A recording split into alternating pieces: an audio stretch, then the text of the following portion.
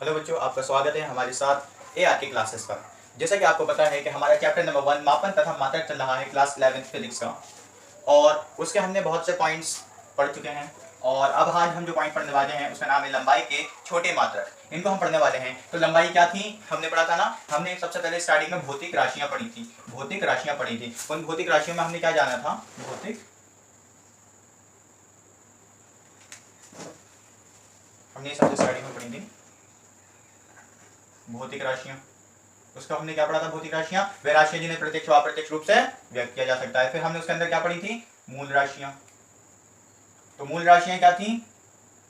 वह राशियां जो किसी पर डिपेंडेंट नहीं होती, यानी स्वतंत्र होती हैं, उन्हें किसी की आवश्यकता नहीं होती है। उसके हमने एग्जाम्पल लिए थे, तो उसी में से एक क्या थी?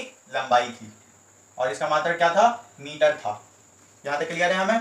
अब हम पढ़ने वाले हैं। देखो, मेन चीज तो ये समझ लो, जो लंबाई है ना हमारी, उसका जो आदर्श मात्रक माना जाएगा हमारा, लंबाई का आदर्श मात्रक यानी आइडियल मात्रक जो माना जाएगा, वो क्या माना जाएगा? वो मीटर माना जाता है। यानी नापा जो जाता है वो मीटर से नापा जाता है लंबाई को हमेशा। अब लंबाई के बहुत से छोटे मात्रक भी होते हैं, बड़े मात्रक भी, लेकिन आदर्श मात्रक आप मीटर को कह सकते हैं। इसलिए डेफिनेशंस में भी हम अगर आपको बताएंगे कैसा है, तो मीटर को साथ में रख के करेंगे, क्योंकि मीटर को एक तरह से हम आदर्श कह सकते हैं। तो लंबाई के छोटे बड़े मात्रकों में से सबसे पहले हम पढ़ने वाले हैं किसको? सेंटीमीटर के बारे में। हम पढ़ेंगे सेंटीमीटर।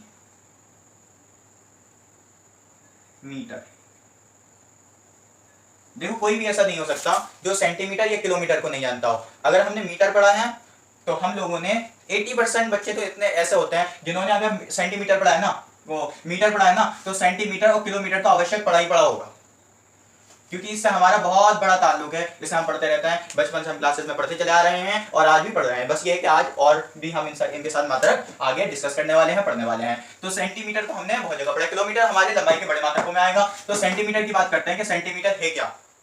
आदर्श किसको मानेंगे? हम मीटर को आदर्श मानेंगे। तो सेंटीमीटर को देखिए, सेंटीमीटर क्या है?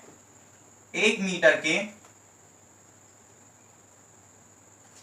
100वें भाग को क्या कहा जाता है? 1 मीटर के 100वें भाग को 1 सेंटीमीटर कहा जाता है। ठीक है, तो 1 मीटर के 100वें भाग को 1 सेंटीमीटर कहा जाता है, कहा जा सकता है। आप कह सकते हैं कि 1 metre is equal to 1/100, 1 centimetre is equal to 1/100 metre. आप इस तरह से इसे लिख सकते हैं। और कैसे लिख सकते हैं आप लिख सकते हैं 1 centimetre is equal to 10⁻⁻² metre. आप इसको इस तरह से भी लिख सकते हैं। तो ये आ गया हमारी लंबाई के छोटे मात्रकों में से पहला मात्रक। कौन? सेंटीमीटर।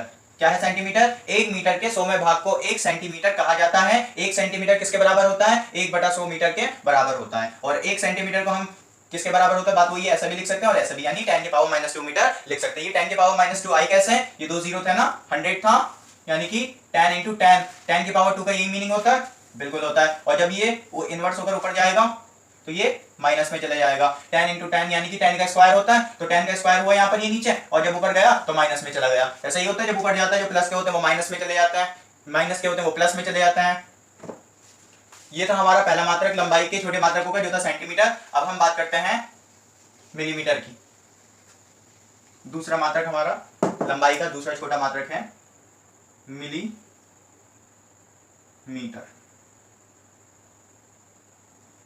देखो, मिलीमीटर क्या होता है?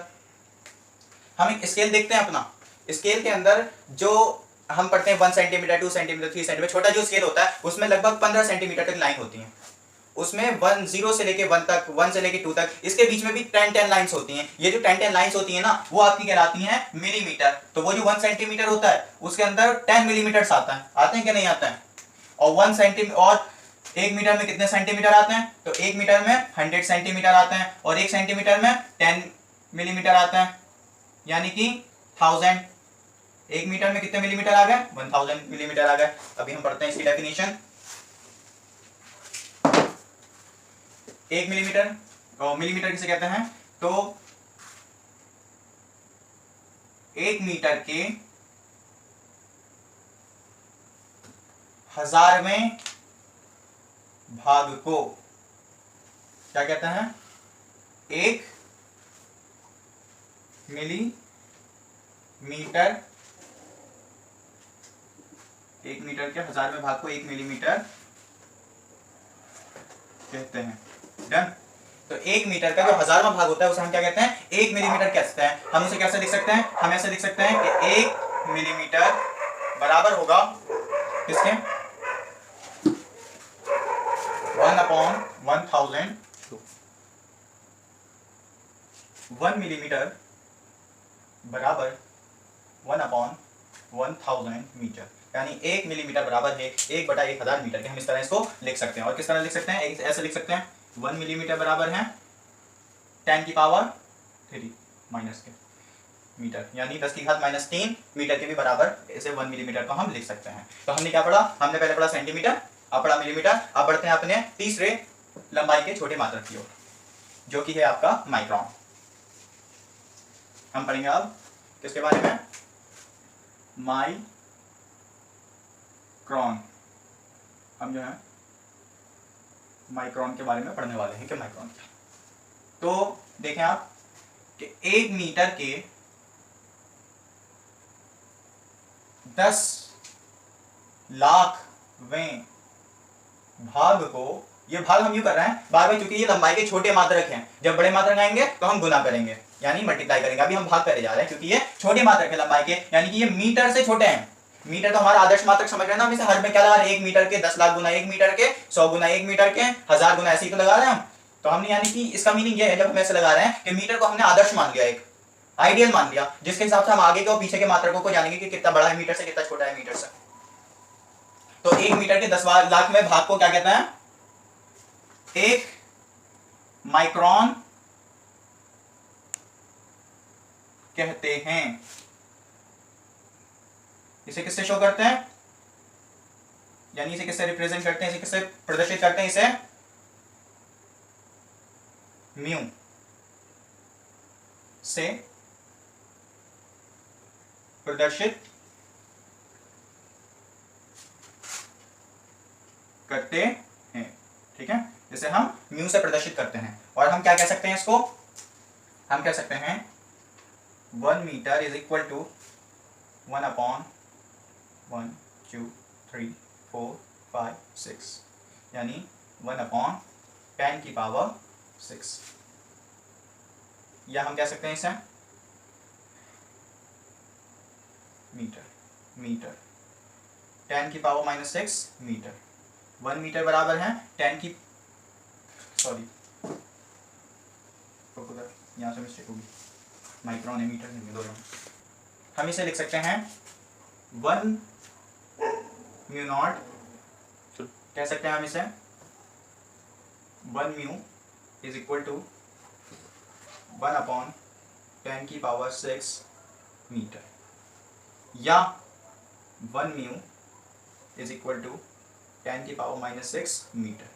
इसको हम इन दोनों तरह से प्रदर्शित कर सकते हैं, देख सकते हैं। तो 1 मीटर के 10 लाखवें भाग को हम एक माइक्रोन कहते हैं। इसे कैसे प्रदर्शित करते हैं? इसे म्यू से प्रदर्शित करते हैं। म्यू आपको ठीक से बनाकर दिखा दें हम, इस तरह से बनेगा ये म्यू, ये गए हो जी, ठीक है। तो इसे हम म्यू से प्रदर्शित करते हैं। और हम इसको क्या कह सकते हैं? 1 म्यू इज इक्वल टू 1/10 की पावर 6 मीटर, या 1 म्यू इज इक्वल टू 10 की पावर -6 मीटर, यानी 1 म्यू इज बराबर है 1/10 की घात 6 मीटर के, 1 म्यू बराबर 10 की घात -6 मीटर के। ठीक है, अब हम आते हैं, हमने क्या क्या पढ़ा? सेंटीमीटर पढ़ लिए, मिलीमीटर पढ़ लिए, माइक्रोन पढ़ लिए, और अब हम पढ़ेंगे एंगस्ट्रॉम।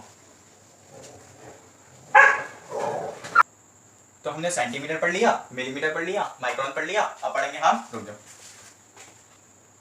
हमने सेंटीमीटर पढ़ लिया, मिलीमीटर पढ़ लिया, माइक्रोन पढ़ लिया, अब हम पढ़ेंगे एंगस्ट्रॉम। ये भी क्या है? हमारे एक अहम लंबाई के छोटे मात्रकों में से। आज हम इस क्लास में सिर्फ 4 अहम लंबाई के छोटे मात्रक पढ़ रहे हैं। सबसे पहले हमने कौन सा पढ़ा? सेंटीमीटर, फिर मिलीमीटर, फिर माइक्रोन, और अब हम चौथा और लास्ट पढ़ने जा रहे हैं जो है हमारा एंगस्ट्रॉम। ठीक है, हम पढ़ने जा रहे हैं एंगस्ट्रॉम को।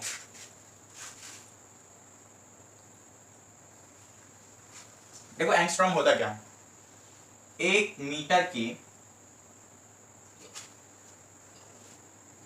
10 अरबवें भाग को हम क्या कहते हैं, 1 मीटर के 10 अरबवें भाग को 1 एंगस्ट्रॉम